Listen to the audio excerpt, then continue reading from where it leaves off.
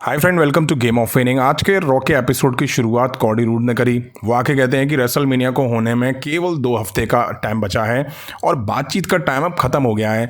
ये एक्शन का टाइम है। लास्ट वीक स्मैकडाउन और उससे पहले मीडिया राउंड में रोमन रेंस ने कई चीज़ों के बारे में बात की। उसने मेरे दोस्त के पैट मैकेफी के शो में अपीयरेंस दी थी। उसने मुझे पैट के शो और स्मैकडाउन में पॉलिटिशियन बताया। उसने कहा कि मैं ऐसे वादे करता हूँ जिन्हें मैं पूरा नहीं करता। कॉडी रूड्स कहते हैं मैं ऐसी चीज़ें करता हूँ और करता रहूँगा। मुझे चैंपियन की तरह बर्ताव इसलिए करना पड़ता है क्योंकि चैंपियन नज़र ही नहीं आते हैं। मेरे मन में ट्राइबल चीफ के लिए काफ़ी रिस्पेक्ट है, जबकि लास्ट ईयर रोमन रेंस ने धोखे से मुझे हराया था। तुम मुझसे नफरत करते हो, करो। अपने भाई यानी कि रॉक के साथ लड़ने का मौका नहीं मिला। मैंने रॉयल रंबल जीता था और मुझे रेसलमेनिया साइन की ओर इशारा करने का मौका मिला।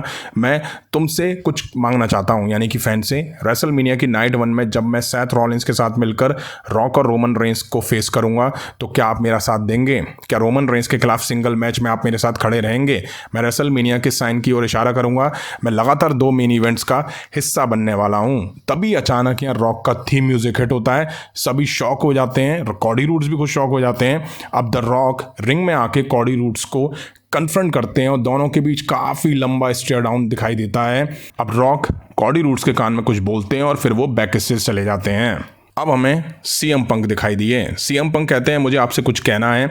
शिकागो में रॉ का हिस्सा बनना ज़बरदस्त चीज़ है। हर कोई पूछ रहा है कि मैं रेसलमेनिया का हिस्सा बनूंगा या नहीं। इसका जवाब है हाँ। मेरी चोट अभी पूरी तरह से ठीक नहीं हुई है। इन सभी चीज़ों के बावजूद मेरा मुंह काम करता है। हर कोई मुझसे पूछ रहा है मैं रेसलमेनिया को होस्ट करूंगा। मैं शायद ऐसा नहीं करने वाला। लोग कह रहे हैं मैं कमेंट्री कर सकता हूँ या गेस्ट रेफरी बन सकता हूँ।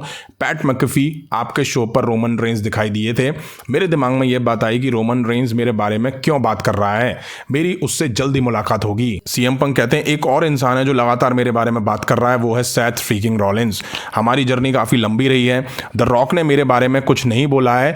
मुझे लगता है कि 10 साल पहले जब वो मेरे सामने आया था तो उसे मैंने अच्छे से समझा दिया था कि गॉड के साथ लड़ने के लिए उसके हाथ अभी बहुत छोटे हैं। दूसरी ओर ड्रू मैकेंटायर है। मैं इंटरनेट पर बात नहीं करता। अगर तुमको मुझसे कुछ प्रॉब्लम है तो फिर सीधे आकर मुझसे डायरेक्ट बात करो। तभी यहाँ ड्रू मैकेंटायर की एंट्री होती है। अब सीएम पंक ड्रू मैकेंटायर का जो थीम सॉन्ग है उसको बंद करवाते हैं। सीएम पंक बोलते हैं मैं लड़ने के लिए क्लियर नहीं हूं, लेकिन तुम यहां आ सकते हो। ड्रू मैकेंटायर कहते हैं मैं रिंग में जरूर आकर तेरी हालत खराब करना पसंद करूंगा। जब मैंने आखिरी बार तेरे साथ रिंग में था तो मैंने तेरे हाथ को इंजर्ड किया था। अब एकदम परफेक्ट मौका है। मैं वर्ल्ड टाइटल मैच का पार्ट हूं। मैंने ये शर्ट पहनी हुई है और इस पर पहले नंबर पर लिखा है कि मैंने तुझे इंजर्ड किया है। सीएम पंक कहते हैं मैं कभी भी किसी और का नाम यूज करके अपना शर्ट बेचने की कोशिश नहीं करूंगा। ड्रू मैकेंटायर ने सीएम पंक की हालत खराब करने के बाद जो रिलीज की गई थी टी शर्ट उसको दिखाया। ड्रू मैकेंटायर कहते हैं मुझे तुझसे नफरत नहीं है। सीएम पंक कहते हैं फैंस किसे देखने के लिए पैसे दे रहे हैं? ड्रू मैकेंटायर बोलते हैं एलिमिनेशन चैम्बर में मेरे कान में जो चोट लगी थी उसके बाद भी मैं जीता। मैं रिंग में नहीं आने वाला हूं। तू मुझे रेसलमेनिया से पहले इंजर्ड करने की कोशिश कर सकता है। मैं चाहता हूं कि तू इस शो की आगे की सीट लेकर बैठी हो। मुझे टॉप पर रहने के लिए चुना गया है। सीएम पंक कहते हैं तुझे बॉस ने चुना था या इन फैंस ने? हर कोई यहाँ मेरा नाम ले रहा है। ड्रू मैकेंटायर कहते हैं कि तू सबसे आगे की सीट ले सकता है या कमेंट्री टीम का हिस्सा बनकर मुझे वर्ल्ड हैवीवेट टाइटल जीतते हुए देख सकता है। तब यहाँ सेथ रॉलिंस की एंट्री होती है। सीएम पंक ये देख के थोड़ा सा अनहैप्पी दिखाई दिए। सीएम पंक और सेथ रॉलिंस अब कन्फ्रंट करते हैं एक दूसरे को रिंग में। ड्रू मैकेंटायर रिंग के बाहर खड़े होते हैं। सेथ रॉलिंस कहते हैं हमने तय कर लिया है कि ये किसका शो है। सीएम पंक कहते हैं भले ही ये तेरा शो होगा लेकिन ये मेरी जगह है। सेथ रॉलिंस कहते हैं मैं बिजनेस के बारे में बात करना चाहता हूँ। तुम दोनों को मैं बता दूं कि वर्ल्ड टाइटल मैच को लेकर तुम फैसले नहीं ले सकते हो। हमें फैन से पूछना चाहिए। रेसलमेनिया 40 में सेथ रॉलिंस और ड्रू मैकेंटायर के मैच के दौरान सीएम पंक को कमेंट्री का पार्ट होना चाहिए या नहीं? फैन जिसके बाद मना कर देते हैं और रेफरी के चैंट्स लगाना शुरू कर देते हैं। सेथ रॉलिंस कहते हैं वो रेफरी नहीं बन सकता, उसके हाथ में चोट लगी हुई है। सीएम पंक ने दूसरे हाथ से काउंट करके बताया कि हाँ भैया देख मैं रेफरी बन सकता हूं। सेथ रॉलिंस कहते हैं बड़ी बात यह है कि मैं तेरे बारे में कुछ नहीं सोचता। जब हम आखिरी बार एक दूसरे के आमने सामने आए थे उसके बाद मैंने तेरे बारे में सोचा ही नहीं। भले ही तू कमेंट्री टीम का पार्ट बन या गेस्ट रेफरी के तौर पर नजर आ, मुझे उससे कोई मतलब नहीं है, ना उससे कोई फर्क पड़ने वाला है। मैं तुझको कमेंट्री पर देखना पसंद करूंगा क्योंकि तू मेरी जीत के बारे में बात कर रहा होगा। तू वर्ल्ड टाइटल के ज़्यादा करीब नहीं जा पाएगा। मैं यही कहना चाहूँगा कि मेरे और तेरे रास्ते अलग हैं। मेरे रास्तों से तू दूर रहे।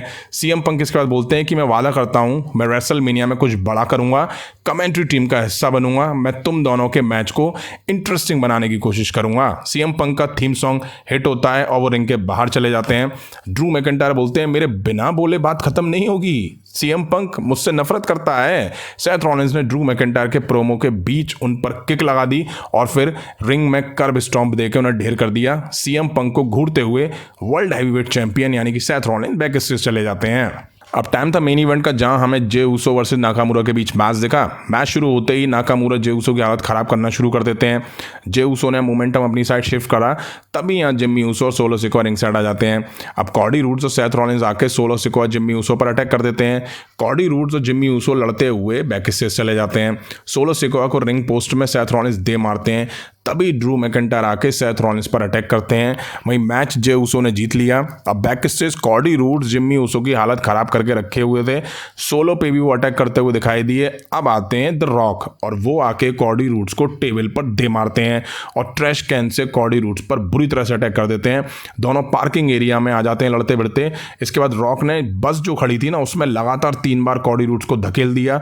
रॉक ने बताया कि अमेरिकन नाइटमेयर ने उनके बिजनेस में दखल दिया है, इंटरफेयर करा है। कॉडी रूड्स के फेस से स्टैम्प ब्लड आने लग जाता है, खून आने लग जाता है। बेल्ट लेकर आते हैं और इस पर कॉडी रूड्स का जो खून होता है उसको लगाते हैं। रॉक ने कहा कि डस्टी रोड्स ने मुश्किल टाइम नहीं देखा, लेकिन कॉडी रूड्स मुश्किल टाइम देखेगा। यहीं आज रॉक का एपिसोड एंड हुआ। रॉक का इस एपिसोड में आना अनएक्सपेक्टेड था। उन्होंने आके कॉडी रूड्स की हालत खराब करके रख दी।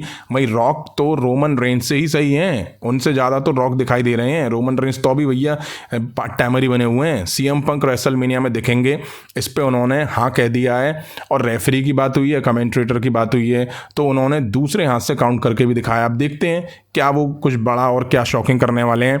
वहीं Drew McIntyre, Seth Rollins, CM Punk, इनके बीच भी बवाल देखने को मिला। अब देखते हैं रेसलमेनिया में क्या बवाल मचता है। वहीं कॉडी रूड्स बोल रहे थे कि रेसलमेनिया पास आ चुका है तो बातचीत खत्म और एक्शन का टाइम है, लेकिन सबसे ज़्यादा बातचीत तो भाई कॉडी रूड्स ही करते हैं। अब शो आपको कैसा लगा वो आप कमेंट करके जरूर बताइएगा। उम्मीद है वीडियो पसंद आई होगी तो लाइक करना बिल्कुल मत भूलिएगा। मिलता हूँ जल्दी नेक्स्ट वीडियो में। Thank you.